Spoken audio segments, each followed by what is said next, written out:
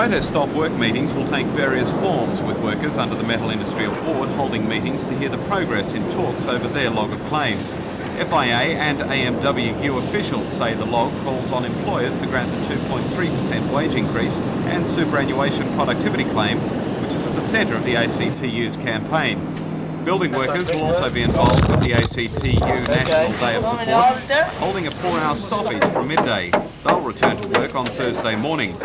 The majority of the building industry, involving about 3,000 union members, including ETU and AMWU members, will be involved. Waterside workers will be off the job for 24 hours, choosing to handle either cargo or collating. Of major interest to most commuters, Urban Transit Authority buses in the Newcastle area will be off the road between 10 o'clock and 2 o'clock in the afternoon. Ferries and passenger trains will not be affected.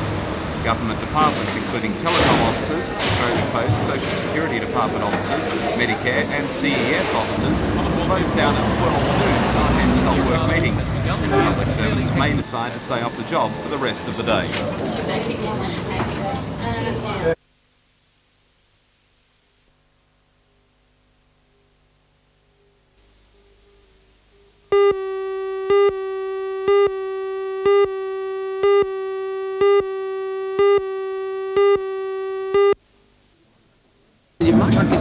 Gold has been used for jewellery for at least 8,000 years and as a unit of currency for at least 4,000 years. In that time, it is the only commodity that has largely retained its value, while the value of all currencies has been eroded by inflation. Words of wisdom from Professor Ian Clymer, who has been the head of geology at the university for the last 15 months and has extensive experience in the mining industry.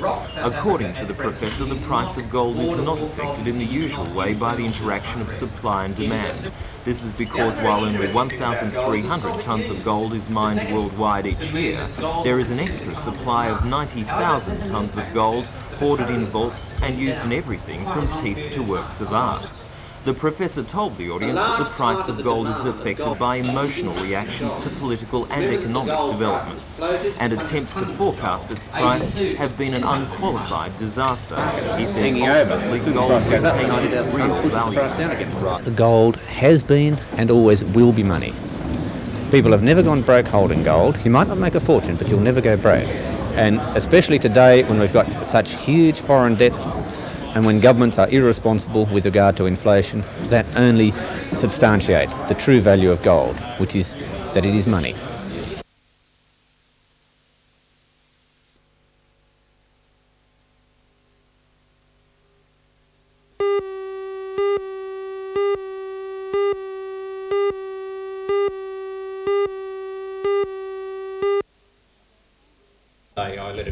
Although plans for the centre are still in their infancy, the project moved one step closer to becoming a reality at a meeting in Belmont last night.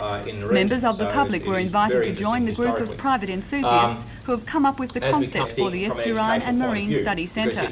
They believe the Black Ned and Salts Bay area on the southern side of the Swansea Channel is an ideal location, offering coastal cliffs, marine rock platforms, the Swansea Channel and offshore waters.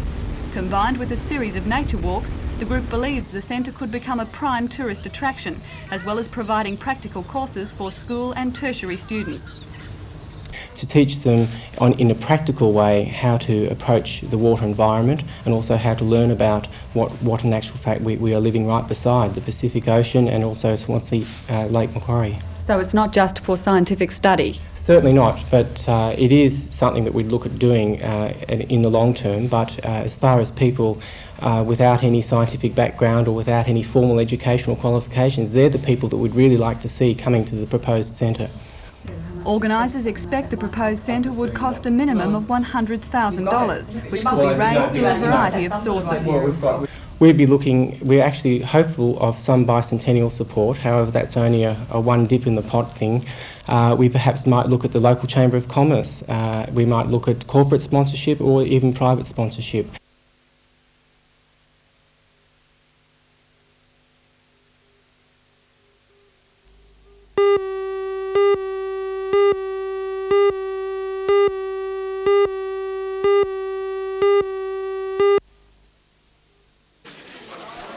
Locally, meetings similar to this one, which involved Commonwealth public servants in Newcastle, were held to protest at what the unions claim are delaying tactics by employers in the national wage case.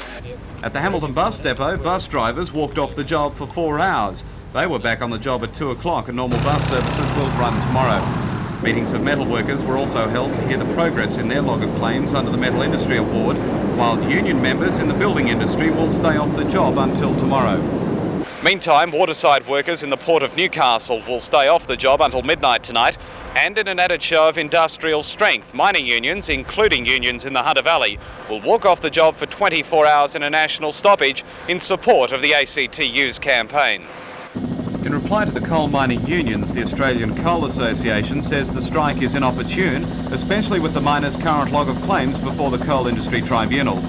President of the Newcastle Trades Hall Council, Dennis Nichols, says the ACTU's campaign has been well supported in the region and denies the campaign has been counterproductive to the government's call for wage restraint. I don't believe that the furphy that's been thrown up by employers for wage restraint is the proper way to address the economic problems that are facing the country at the moment. President of the Newcastle Chamber of Commerce and Industry, Laurie Molyneux, says most local industries cannot afford the wage increase. No. We did a survey just recently, the Chamber, on superannuation. We had an excellent return. Generally you get 2 or 3 and that's it.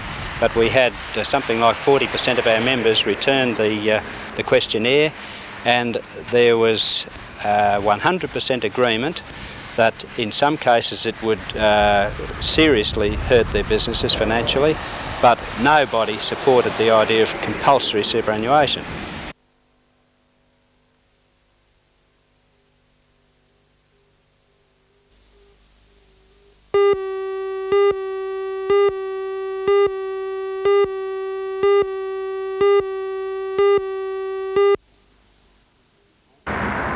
Small businesses have been accused by no less than the Treasurer Paul Keating of not pulling their weight for the economic recovery of Australia. However, small businesses employ up to 2 million people nationwide and claim they are the major creator of new employment. The importance of small business to the economy is often underestimated. Along this small stretch of street in East Maitland alone, small businesses pay out more than $1.5 million in wages every year. Small business proprietors say the days of growth are long gone.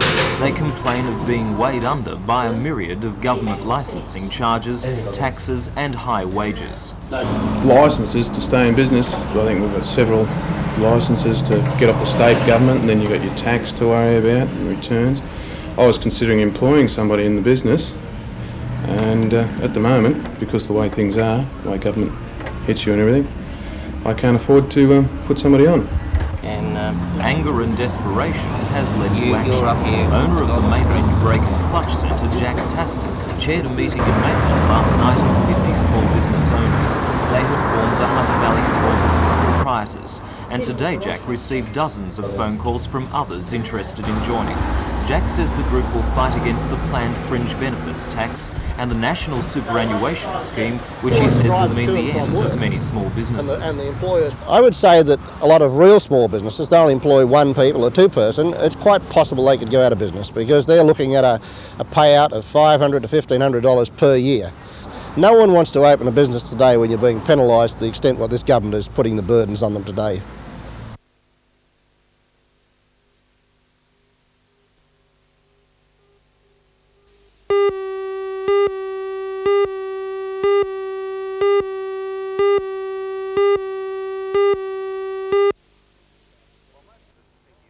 While most of us are thinking about the downturn in the economy and lack of production, at least in one section of the valley, production's up.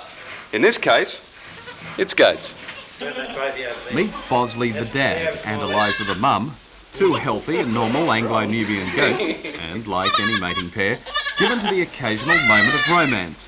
The result, not 1, but 7 bouncing baby goats or kids. According to the owner of Kalangadoo Anglo-Nubian Goat Stud and Dairy at Saltash, and sometime grandfather to the offspring, Ross Winchester, multiple births are not that uncommon in goats. But he says this one is special because all 7 survived, and that could be a world record. For good angling. They've got to be fed individually now. The mother can't cope, of course, with 7, so we hand feed the lot. This one. Ross says this is one of several recent multiple births at Kalangadoo and denies the increased productivity is due to any abnormal phenomenon other than the commonly known forces of nature. In any case, it may have given the start a record, and that's no kidding.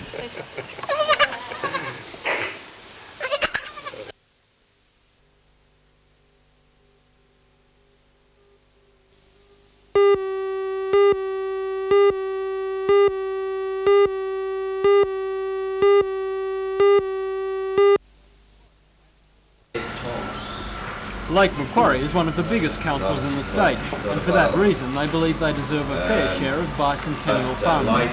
Today at Lake Macquarie Fair, members of Council's Bicentennial Committee outlined their celebration plans for 1988. More than 20 activities were announced, with $470,000 set aside for this part of their commemoration. There are a number of festivals that we're going to organise, or some of the schools are involved in producing history booklets. There are a number of things of that nature. Walking trails, another one that's been put forward, a walking trail from Sydney to right through the Hunter, of which we're a part of. And so the list goes on. It's quite an extensive list of things. So how much? While Council is set to go ahead with a variety of festivals and other celebrations, they still have no firm indication from the Bicentennial Council which of these proposals will be funded. That decision won't be made until the question of funds for the Council's major project, the $1 million Community Centre for Spears Point Park, is answered. And Council is hoping for an answer on that question within a week.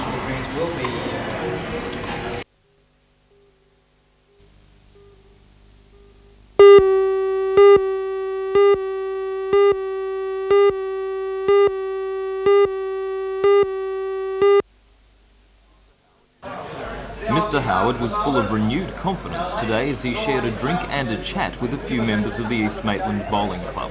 The opposition leader obviously feels both he and his party have regained political ground after a month of bad economic news and bickering within the government. At a press conference later, Mr. Howard was joined by his wife Jeanette and the newly chosen Liberal candidate for Hunter, Maitland pharmacist and alderman Graham Dunkley. Hunter is held by Labor's Bob Brown by only 2.4% margin, and Mr. Howard says he is sure the Liberals will win both the seat and the government in 18 months' time. I have no doubt that the last month has changed the political outlook enormously. It gives me no pleasure that the change has in part resulted from a realisation that the Australian economy is sicker than the government had led us to believe. My real complaint with the government is that for so long many people, including me, said the situation was not as good as the government claimed, and the government kept saying it was. And now in a dramatic flourish all of that deception has been revealed. Mr. Howard says the first step towards solving our economic problems is a change in attitude by both employees and employers. We do have deep-seated problems. There's no quick, easy solution to them. And in the long-term national interest, there has to be a lot of major changes of attitude on the part of large sections of the Australian community. All of us have to learn to work more effectively together and to work more efficiently and to make this a more productive and competitive country.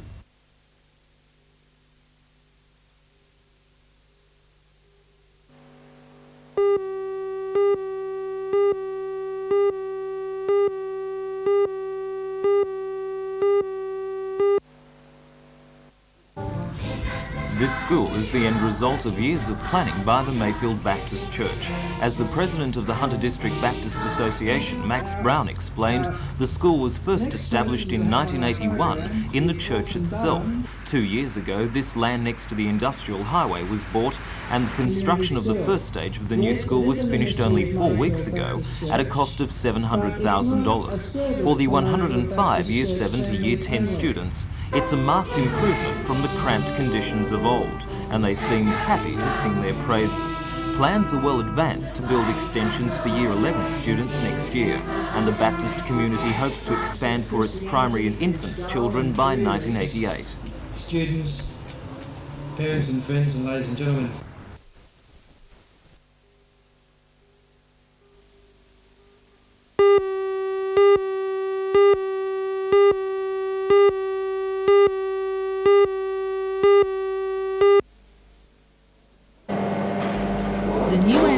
Angiography unit is the most advanced of its kind. Comprising of 2 sections, the machine has already treated more than 100 patients for both cardiac and general x-rays since its installation in February. The video projector allows a detailed look into the heart. This one, bottom of the heart, shows 2 very severe obstructions. This one, the patient's shows right coronary artery, which you see again here at a different angle. The digital subtraction angiograph is a more sophisticated facility, which gives a computerised program and has both cost and safety advantages. Newcastle has the highest rate of coronary heart disease in Australia. In the past, most sufferers seeking treatment have had to be referred to Sydney hospitals. With waiting periods of up to 8 weeks, Dr Jeff Oldfield says that the new unit will be a lifesaver. Most people who have been referring patients to Sydney recognise that a number of patients each year have died on the various waiting lists at the hospitals in Sydney, and we hope that by having it in the area, it will not only save them the travel to and from Sydney and the organisation of motels, keeping relatives down there for a few days, but also they can get done much faster because it's here. We only have about a 1 week waiting list. So you're saying it will save lives? It definitely will, yes.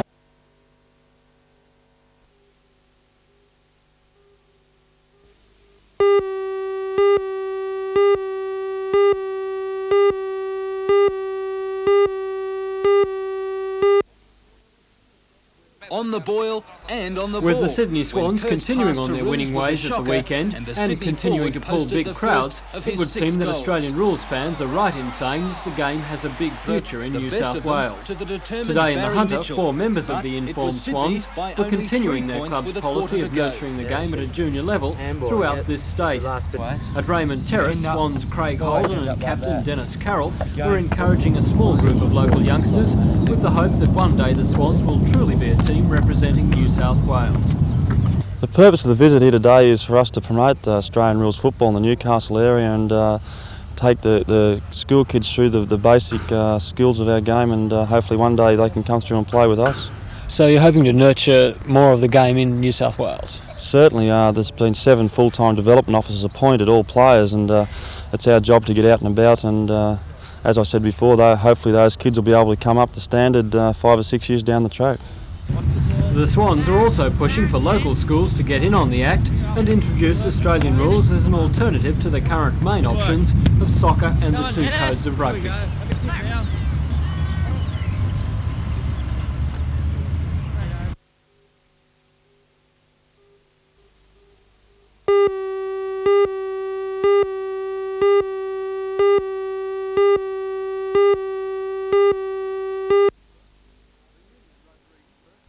The Union Rotair berthed in Newcastle in January this year for its $10 million engine refit.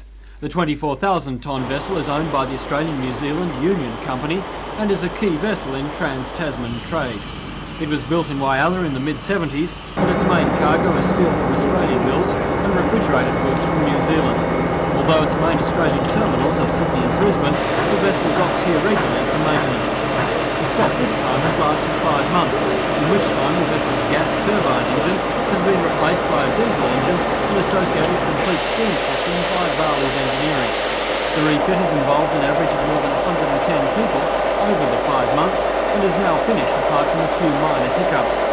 Varley's has converted 3 BHP ships from gas turbine to diesel, and they're now negotiating to refit the Rotair's sister ship, the Rotair. The vessel is scheduled to head for the ocean off Newcastle tomorrow for its final test, the sea trials.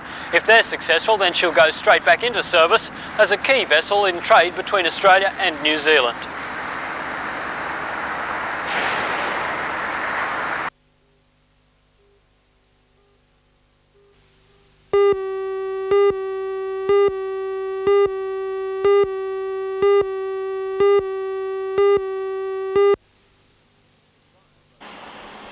The fire broke out at the rear of Gurr's music shop just after 6 o'clock. The damage bill has been estimated at between $7,000 and $8,000. Firemen contained the blaze to the rear office, and the scientific squad has been called in to investigate. Police say they believe a hoodlum element in the town is responsible, and they're following a number of leads. This is not the first time arsonists have struck in the area. A garbage tin was set alight near the rear of the shop just last weekend.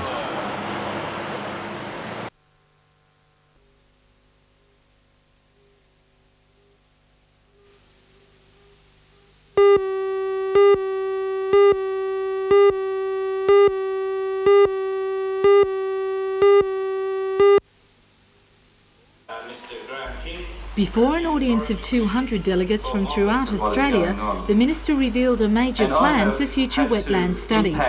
What better way to mark World Environment Day than to announce the setting up of a state task force to develop a policy which will allow for the preservation and enhancement of all wetland systems in New South Wales. Mr Aquilina also took time to present the World Youth Environment Award to representatives from Foster High School responsible for the restoration work on Pebbly Beach. But perhaps the biggest announcement for the centre at Shortland was that of a 28-hectare land gift from the state government. Located between Fisheries Creek and Shortland, the Crown land will now be handed over to the Hunter Wetlands Trust and put to good use. It's no doubt that the new land acquisition will be a valued asset by the Shortland Wetlands Centre. But will government support continue once all the excitement has died down?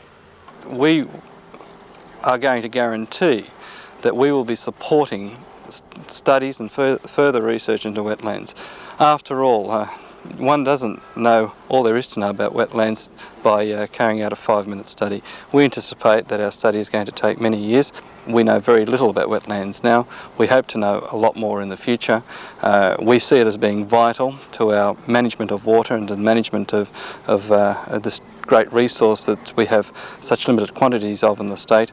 And as far as the centre here is concerned, well, we're delighted it's happening, and we'd like to see more and more of it happen in the future.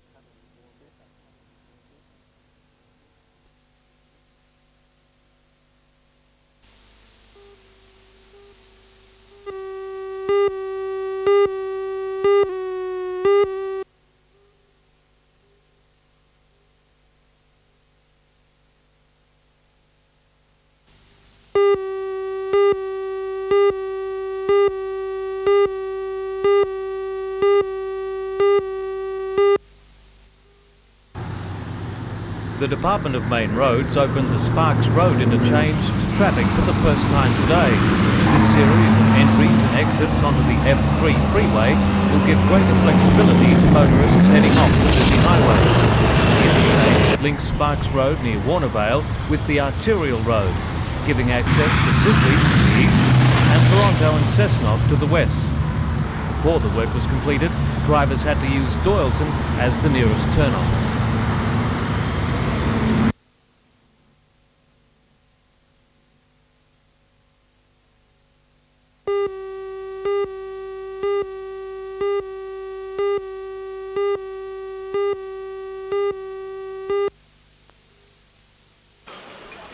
The round robin features 16 teams from around the state and began at 4 of this region's clubs today. At Belmont Macquarie, most interest was in the performance of the reigning pennants winners Rotair. But the 16-man local team got off to a bad start when they lost to Toongabbie after holding a big lead. In the afternoon, Rotair scraped home by 1 shot against Sydney St Mary's to regain some lost prestige. Toongabbie continued their good form in that group and won its afternoon game to be one of only 3 teams that is unbeaten. At the Warners Bay Club, Sydney's Linfield scored 2 wins in its 2 games, while Mona Vale recorded the same result in the group at Cohiba. The 4 teams playing at Heaton Birmingham Gardens scored 1 win each. The final round will be played at each of those clubs in the morning, with the semi-finals and finals at Charlestown on Monday.